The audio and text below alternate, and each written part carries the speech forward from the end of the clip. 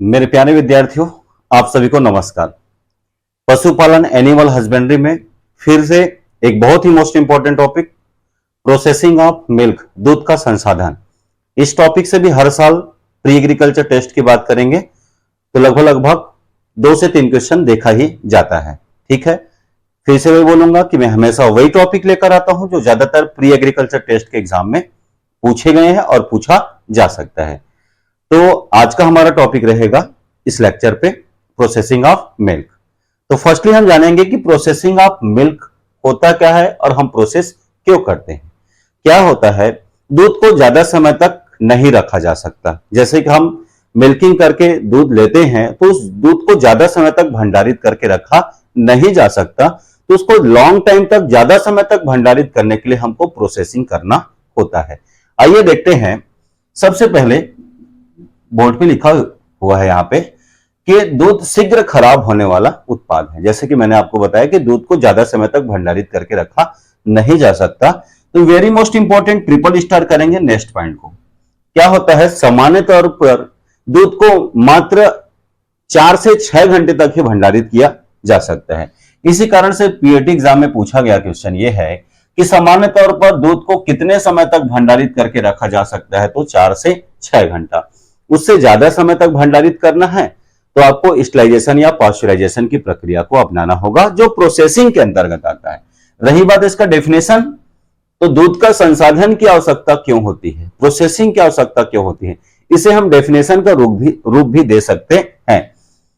तो दूध को सुरक्षित रखना, दूध को क्या करना, सुरक्षित रखना, दूध को सुरक्षित रखना तथा उसके गुणों को बनाए रखना ही दूध का संसाधन या प्रोसेसिंग ऑफ मिल्क कहलाता है।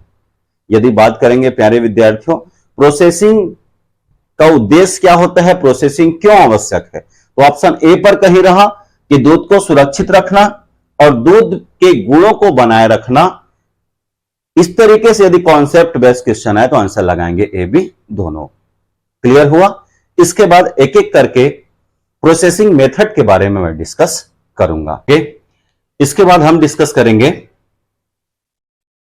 प्रोसेसिंग के जो डिफरेंट मेथड है। जो दूध का संसाधन में क्या है, संसाधन प्रोसेस करने के डिफरेंट मेथड्स होते हैं, जहां से आपके प्री एग्रीकल्चर टेस्ट के एग्जाम में क्वेश्चन पूछा गया है। चलिए उस पॉइंट को देखते हैं जहां से ज्यादातर आपके एग्जाम में क्वेश्चन पूछा गया है ना। तो फर्स्टली हम बात करेंगे डिफरेंट जो मेथड्स है या प्रोसेस है उसके बारे में डिस्कस करूंगा और जो एग्जाम में क्वेश्चन आया उसे मैं हाईलाइट करूंगा। ठीक है, तो फर्स्टली हम बात करेंगे पाश्चराइजेशन।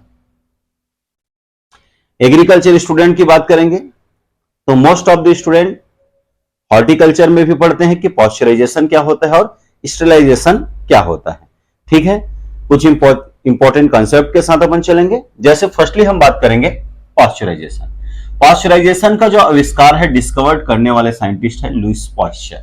ठीक है, देखिए प्यारे बच्चों, मैं पीएटी के बेस पर बात कर रहा हूं, प्री एग्रीकल्चर टेस्ट। तो क्वेश्चन में आएगा कि पाश्चराइजेशन जो प्रोसेस है उसका आविष्कार डिस्कवर्ड किस साइंटिस्ट ने किया था, तो इसका आविष्कार किया था किसने, लुईस पाश्चर, जो फ्रांस के साइंटिस्ट थे। ठीक है, then very most important point, यहां से क्वेश्चन बनता है, सिंगल स्टार लगाएंगे।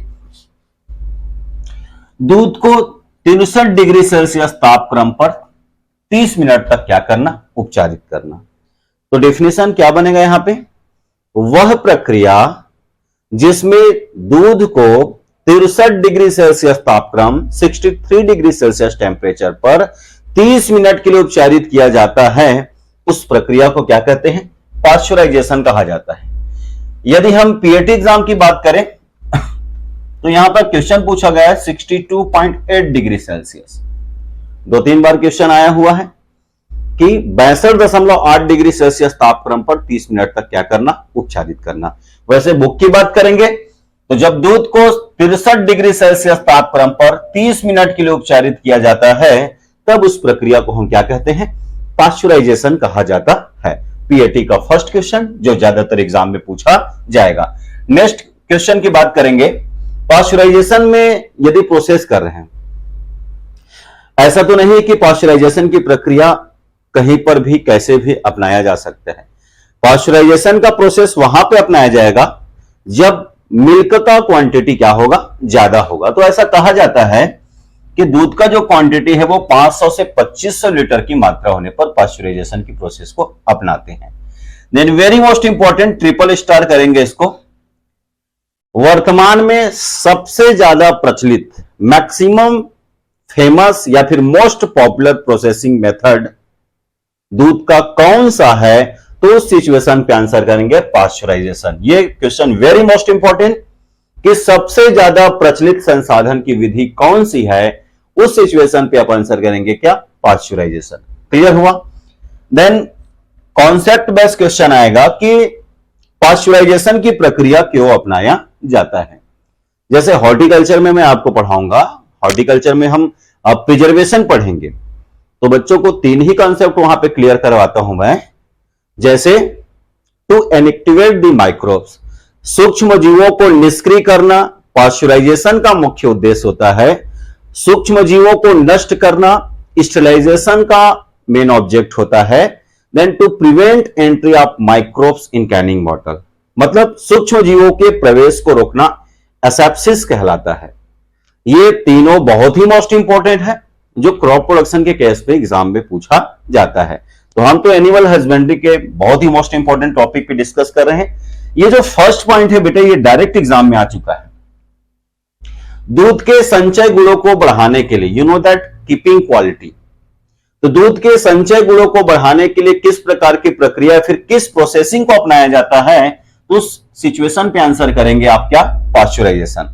तो याद रखिएगा प्यारे बच्चों, दूध के संचय गुणों को बढ़ाना, कीपिंग क्वालिटी को, रोगजनक बैक्टीरिया को नष्ट करना, रोगजनक बैक्टीरिया को क्या करना, नष्ट करना, टू किल द माइक्रोब्स। ठीक, यह आया था पीएटी 2023 पे। हुआ क्या था, यदि पूछे कि सूक्ष्म जीवों को नष्ट करने की प्रक्रिया को क्या कहा जाता है, तो वहां पे स्टेरिलाइजेशन ऑप्शन में था नहीं, तो आंसर क्या लिया गया था, पाश्चराइजेशन। ठीक, द नेक्स्ट पॉइंट, दूध के सुगंध और स्वाद को अधिक समय तक बनाए रखना। एक्चुअल में क्या है, जैसे ही मिल्क मिलता है तो उसको हम ज्यादा समय तक स्टोर करके नहीं रख सकते। मैंने आपको बताया था कि दूध को सामान्य तौर पर 4 से 6 घंटे तक के लिए भंडारित किया जा सकता है। तो 4 से 6 घंटे के लिए हम भंडारित कर सकते हैं, स्टोर करके रख सकते हैं, लेकिन लॉन्ग ड्यूरेशन पर उसको स्टोर करने के लिए क्या चाहिए, प्रोसेसिंग की आवश्यकता है, जिसको ज्यादा समय तक उसका यूज किया जा सके। क्लियर हुआ। तो याद रखिएगा, पाश्चराइजेशन का मेन ऑब्जेक्ट फर्स्ट दूध के संचय गुणों को बढ़ाना, मैंने बताया पीएटी 2023 में आया था, रोगजनक बैक्टीरिया को नष्ट करना। देन थर्ड पॉइंट, दूध के सुगंध व स्वाद को अधिक समय तक बनाए रखना। यदि इस तरीके से क्वेश्चन पूछा जाए तो आपका आंसर होना चाहिए ऑल ऑफ दिस, उपरोक्त सभी। क्लियर हुआ। देखिए यहां पर इसको हम 2 तरीके से बांटते हैं, एलटीएलटी, लो टेम्परेचर लॉन्ग टाइम। तो यहां पर बहुत ही प्यारा क्वेश्चन पूछा जाता है, पाश्चराइजेशन की प्रक्रिया। ठीक है, पाश्चराइजेशन की प्रक्रिया जिसमें लो टेम्परेचर लॉन्ग टाइम पे, तो लो टेम्परेचर लॉन्ग टाइम पे कितना डिग्री सेल्सियस तापक्रम पर किया जाता है, 63 डिग्री सेल्सियस तापक्रम पर 30 मिनट के लिए। तो एग्जाम में क्वेश्चन पूछा जाएगा कि जब दूध को 63 डिग्री सेल्सियस तापक्रम पर 30 मिनट के लिए उपचारित किया जाता है तो किसके अंतर्गत आता है, लो टेम्परेचर लॉन्ग टाइम मेथड। यदि फॉरेनहाइट के केस में बात करेंगे तो 145 फॉरेनहाइट के अंतर्गत आएगा। क्लियर हुआ। क्वेश्चन नंबर 2 यहां से दिखाई देगा, HTST, high temperature short time. याद रखिएगा जी, low temperature long time, then high temperature short time. तो जब दूध को 72 डिग्री सेल्सियस, टेम्परेचर ज्यादा होगा तो टाइम कम होगा, तो जब दूध को 72 डिग्री सेल्सियस तापक्रम 72 डिग्री सेल्सियस टेम्परेचर पर 15 सेकेंड के लिए उपचारित किया जाता है, तब उसे high temperature short time pasteurisation method कहा जाता है। क्लियर हुआ। इतना ही क्वेश्चन प्री एग्रीकल्चर टेस्ट के एग्जाम में पूछा गया है और यहीं से पूछा जाएगा। तो चलिए हम नेक्स्ट डिस्कस करेंगे, पाश्चराइजेशन तो हो गया, नेक्स्ट हम क्या पढ़ेंगे, स्टेरिलाइजेशन, निर्जमीकरण। इसमें क्या होता है, स्टेरिलाइजेशन का प्रोसेस में दूध को 138 से 145 डिग्री सेल्सियस आप यदि टेम्परेचर को याद रखना चाहते हैं तो 135 टू 145 डिग्री सेल्सियस कह सकते हैं। तो जब दूध को 138 से 145 डिग्री सेल्सियस तापक्रम पर 2 सेकंड के लिए उपचारित किया जाता है। क्लियर हुआ? जब दूध को 138 से 145 डिग्री सेल्सियस तापक्रम पर 2 सेकंड के लिए उपचारित किया जाता है, तब उस प्रक्रिया को क्या कहते हैं? स्टरलाइजेशन कहा जाता है। सिंपल सा क्वेश्चन पीएट एग्जाम में पूछा गया है कि स्टरलाइजेशन की प्रक्रिया मुख्य रूप से किसमें की जाती है? तो स्टरलाइजेशन की प्रक्रिया ऑटोक्लेव में। किसमें की जाती है भाई? ऑटोक्लेव में की जाती है। नेक्स्ट, यदि ऑब्जेक्ट की बात करेंगे तो स्टरलाइजेशन की प्रक्रिया से बैक्टीरिया और लाइपेज एंजाइम क्या हो जाता है? लाइपेज एंजाइम क्या हो जाता है? नष्ट हो जाता है। बैक्टीरिया व लाइपेज एंजाइम को नष्ट किया जा सकता है, फिर नष्ट हो जाता है। बॉयल टैंकर मेथड आता है इसका, मतलब इसके स्टरलाइजेशन की बात करेंगे तो डिफरेंट मेथड है, इसमें ज्यादा टाइम वेस्ट नहीं करूंगा आपका। एक ही क्वेश्चन है यहां पे ज्यादातर जो एग्जाम में पूछा जाएगा। स्टरलाइजेशन की आधुनिक विधि कौन सा है? पीएटी के बेस पर एक ही क्वेश्चन है मेरे प्यारे विद्यार्थियों। तो मॉडर्न मेथड ऑफ स्टरलाइजेशन की आधुनिक विधि कौन सा है? उस सिचुएशन पे आंसर करेंगे यूपराइजेशन विधि। यदि आपसे एग्जाम में पूछे कि यूपराइजेशन मेथड पे टेम्परेचर कितना रखा जाता है तो 65.5 डिग्री सेल्सियस। क्लियर? 2 ही पॉइंट बताया। डायरेक्ट टू डायरेक्ट यदि क्वेश्चन की बात करेंगे तो सिर्फ टेम्परेचर याद रखना बेटा। पास्चुराइजेशन में टेम्परेचर रखा जाता है 63 डिग्री सेल्सियस पर कितना? 30 मिनट के लिए। तो जब दूध को 63 डिग्री सेल्सियस तापक्रम पर 30 मिनट के लिए उपचारित किया जाता है तो उसे कहते हैं पास्चुराइजेशन। जब दूध को 138 से 145 डिग्री सेल्सियस तापक्रम पर 2 सेकंड के लिए उपचारित किया जाता है तो उसे कहा जाता है क्या? स्टरलाइजेशन। पास्चुराइजेशन की प्रक्रिया में सूक्ष्मजीव क्या हो जाते हैं? निष्क्रिय हो जाते हैं, जबकि स्टरलाइजेशन की प्रक्रिया में सूक्ष्मजीव क्या हो जाते हैं? नष्ट हो जाते हैं। ठीक है? बैक्टीरिया या लाइपेज एंजाइम मुख्य रूप से क्या हो जाता है? नष्ट हो जाता है। ठीक है? प्रोसेसिंग का सर्वाधिक प्रचलित विधि कौन सा है बोलेगा तो आंसर क्या करेंगे प्यारे बच्चों? पास्चुराइजेशन। क्लियर हुआ? Okay. Next, chilling of milk. दूध का अवशीतन कहते हैं इसे। तो चिलिंग ऑफ मिल्क से प्रोसेस कैसे करेंगे? क्या होता है, हमारे देश में जैसे ही यदि मिल्क का प्रोडक्शन करते हैं तो दूध का उत्पादन होता है, बट उसको ज्यादा समय तक स्टोर करके रखा नहीं जा सकता। तो ज्यादा समय तक भंडारित नहीं कर सकते तो क्या होगा? स्टोर नहीं कर सकते। पहली बात, फर्स्टली मैं आपको यह बताना चाहूंगा कि किसी भी जो माइक्रोब्स है या फिर बैक्टीरिया जो है उसमें एक निश्चित तापक्रम पर ही उसका एक्टिवेशन क्या होता है? ज्यादा होता है। या तो टेम्परेचर को हाई कर दो या फिर टेम्परेचर को लो कर दो, इस तरीके से उस प्रोडक्ट को ज्यादा समय तक स्टोर करके रखा जा सकता है। ठीक है? तो क्या होता है, कम तापक्रम पर दूध को भंडारित करके उसमें जीवाणुओं की संख्या को कम किया जा सकता है। ठीक है? तो आपसे एग्जाम में पूछा जा सकता है और पूछा भी गया है कि दूध का भंडारण कितने डिग्री सेल्सियस तापक्रम पर किया जाता है? तो मिल्क का जो स्टोरेज टेम्परेचर होता है वो 4 डिग्री सेल्सियस है। दूध को 4 डिग्री सेल्सियस तापक्रम पर भंडारित किया जाता है या फिर भंडारित करना चाहिए। या फिर एग्जाम में पूछ सकता है कि what is the chilling temperature of milk? Milk का औसतन तापक्रम कितना होता है? तो उस टाइप के क्वेश्चन पर आंसर लगाएंगे 4 degree Celsius. Okay? Next process, ये भी क्वेश्चन पीएटी 2023 पे आया हुआ है, होमोजेनाइजेशन। इसे समांगीकरण कहते हैं। एक्चुअल में हिंदी में इसको इसलिए नहीं पूछता क्योंकि हिंदी में डायरेक्ट इसका आंसर पता चल जाता है। समांगीकरण, समान रूप से मिलाना। तो देखिए यहां पे वन वर्ड पे डेफिनेशन मैंने लिखा, दूध में वसा को समान रूप से वितरित करना। होमोजेनाइजेशन क्यों करते हैं? क्या होता है, जब हम किसी भी दूध को किसी भी कंटेनर पे रखते हैं, पात्र में रखते हैं, तो दूध में जो वसा है, जो फेट है, वो क्या हो जाता है? अपर सरफेस पे, ऊपरी सतह पे क्या हो जाता है? जम जाता है। तो ऊपरी सतह पे जम गया तो मतलब दूध में जो फेट का कॉम्पोजिशन होना चाहिए वो समान रूप से नहीं है।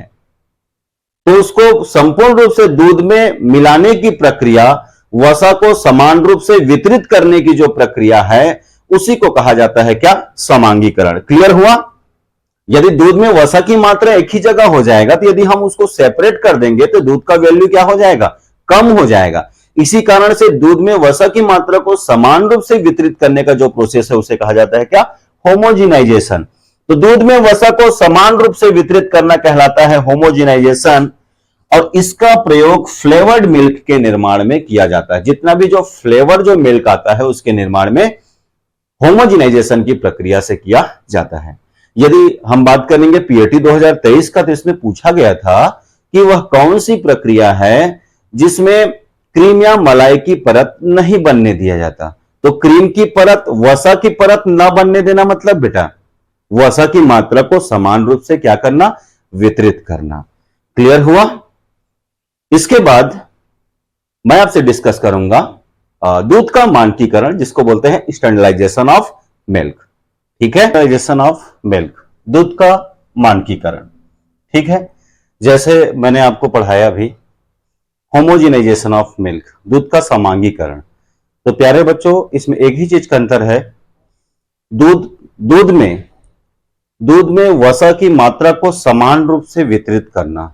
ठीक है, तो दूध में वसा की मात्रा को समान रूप से वितरित करना होमोजिनाइजेशन कहलाता है, और दूध में वसा की मात्रा को निश्चित करना, सिर्फ बात को समझिएगा, शब्द का ही अंतर है। दूध में वसा की मात्रा को निश्चित करना। ठीक है, तो दूध में वसा की मात्रा को निश्चित करना कहलाता है क्या, स्टैंडर्डाइजेशन। लेकिन दूध में वसा की मात्रा को समान रूप से वितरित करना क्या कहलाता है, होमोजिनाइजेशन कहलाता है।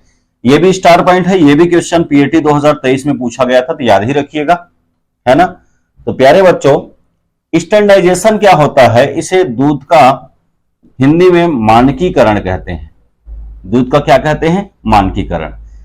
सिंपल सा डेफिनेशन लिख रखा है, दूध में वसा की मात्रा को निश्चित करने की प्रक्रिया को क्या कहते हैं, स्टैंडर्डाइजेशन कहते हैं। क्या होता है, यदि दूध में वसा की मात्रा ज्यादा है, तो दूध में यदि वसा की मात्रा ज्यादा है तो हम दूध में वसा की मात्रा को उतना ही रखेंगे जितना एक निश्चित क्राइटेरिया पर दूध में रखना चाहिए, है ना। जैसे साइंटिफिक डेफिनेशन मिल्क का बताया था कि दूध वह तरल पदार्थ है जिसमें वसा की मात्रा 3.25% और एसएनएफ वसा रहित ठोस की मात्रा 8.5% उपस्थित होता है। ठीक है, तो प्यारे बच्चों, फर्स्ट डेफिनेशन क्या दिखाई दिया, दूध में वसा की मात्रा को निश्चित करने की प्रक्रिया को ही कहते हैं स्टैंडर्डाइजेशन, दूध का मानकीकरण कहा जाता है। यहां पर कॉन्सेप्ट बेसिक क्वेश्चन आएगा कि मानकीकरण करने का उद्देश्य क्या होता है, स्टैंडर्डाइजेशन का मेन ऑब्जेक्ट क्या होता है। तो प्यारे बच्चों, फर्स्टली याद रखना, दूध से वसा को निकालकर अधिक लाभ प्राप्त करना। यदि दूध में वसा की मात्रा ज्यादा है तो वसा को सेपरेट कर देंगे और वसा की मात्रा को निकाल करके अतिरिक्त लाभ प्राप्त किया जा सकता है। दूसरा बात क्या है, उपभोक्ता को प्रतिदिन एक समान संगठन वाला दूध उपलब्ध कराना। क्या होता है, किसी दूध में वसा की प्रतिशत मात्रा ज्यादा होता है, किसी दूध में वसा की प्रतिशत मात्रा कम होता है। उस वसा की मात्रा को उस दूध में निश्चित करके किसी भी कंज्यूमर को प्रतिदिन एक समान संगठन वाला दूध उपलब्ध कराना होता है। तो याद रखिएगा, इस सिचुएशन पे आंसर ए बी दोनों करेंगे। क्लियर हुआ कि दूध से वसा की मात्रा को निकालकर अधिक लाभ प्राप्त करना। दूसरा ऑब्जेक्ट होता है उपभोक्ता को प्रतिदिन एक समान संगठन वाला दूध उपलब्ध कराना। यहां से क्वेश्चन आता है। टाइप्स 3 तरीके से पढ़ेंगे। फर्स्टली आपको दिखाई दे रहा है मानक दूध, इसे इंग्लिश में स्टैंडर्ड मिल्क कहते हैं। क्या कहते हैं भाई, स्टैंडर्ड मिल्क, मानक दूध। क्या होता है, याद रखिएगा, यहां पे मैंने शॉर्ट में लिख रखा है, अधिक वसा वाले दूध को कम वसा वाले दूध में, वह दूध जिसे अधिक वसा वाले दूध को कम वसा वाले दूध में परिवर्तित करके तैयार किया जाता है।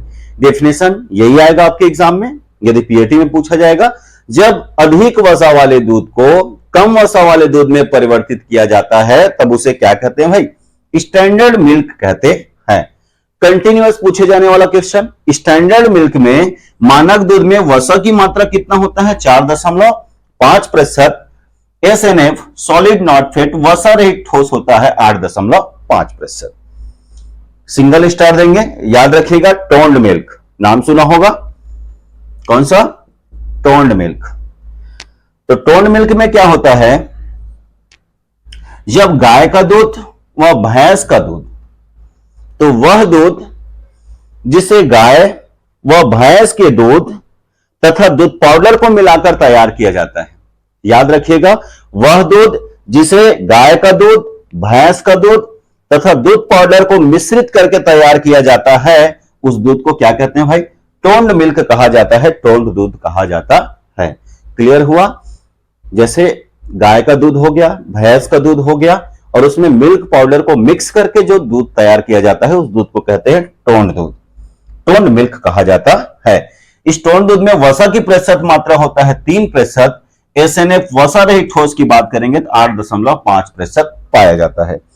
ये क्वेश्चन पीएटी 2023 में आया हुआ है। पीएटी 2023 क्या क्वेश्चन पूछा हुआ है? डबल टोन्ड मिल्क में वसा की प्रतिशत मात्रा कितना होता है? 1.5%। ठीक है, टोन्ड दूध में जो वसा की प्रतिशत मात्रा है वो 3% उपस्थित होता है। डबल टोन्ड मिल्क में वसा की मात्रा 1.5% उपस्थित होता है, जबकि वसा रहित ठोस की हम बात करेंगे तो यहां पे 9% तक पाया जाता है। Toned milk, double toned milk दोनों बनने का प्रोसेस सेम है। बस याद रखिएगा, टोन्ड मिल्क में वसा की मात्रा 3% और वसा रहित ठोस 8.5 होता है। प्यारे विद्यार्थियों, यदि यह वीडियो आपको अच्छा लगे तो इसे ज्यादा से ज्यादा शेयर करेंगे और हमारे इस YouTube चैनल को सब्सक्राइब करें। धन्यवाद।